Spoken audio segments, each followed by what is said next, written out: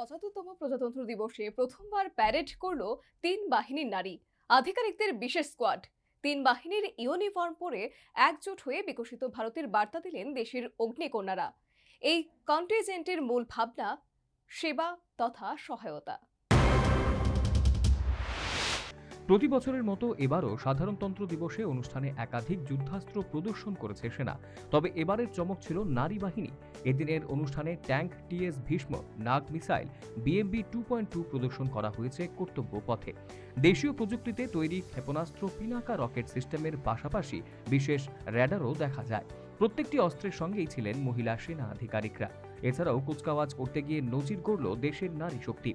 ৭৫তম প্রজাতন্ত্র দিবসে প্রথমবার প্যারেড করল তিন বাহিনীর নারী আধিকারিকদের বিশেষ স্কোয়াড।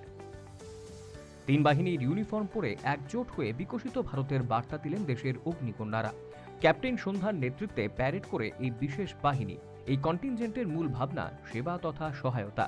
সাধারণতন্ত্র দিবসের সূচনায় বিশেষ অনুষ্ঠান করেন ১০০ জন মহিলা শিল্পী। বিএসএফ, সিআরপিএফ, সিআইএসএফ এর মহিলা কন্টিনজেন্টও এদিনের কুচকাওয়াজে অংশ নেন।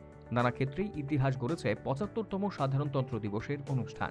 বায়ুসেনার C-295 বিমানটি এই প্রথমবার প্রদর্শিত হল সাধারণতন্ত্র দিবসের অনুষ্ঠানে। ৪টি বিমানে ফরমেশন গঠন করে উড়েছে দেশীয় প্রযুক্তিতে তৈরি তেজস। এদিন কুচকাওয়াজে অংশ নেন জেরি ব্লেজ ও সুপ্রিতা সিটি। পরিচয়ে তারা স্বামী স্ত্রী। এই প্রথমবার স্বামী স্ত্রী দুজনেই সাধারণতন্ত্র দিবসের অনুষ্ঠানে কুচকাওয়াজে অংশ নিলেন। সব মিলিয়ে ৭৫তম সাধারণতন্ত্র দিবসে ইতিহাস ভারতের নারী শক্তির। কুচকাওয়াজ থেকে শুরু করে ট্যাবলো সমস্ত ক্ষেত্রেই পুরো ভাগে ছিলেন মহিলারা।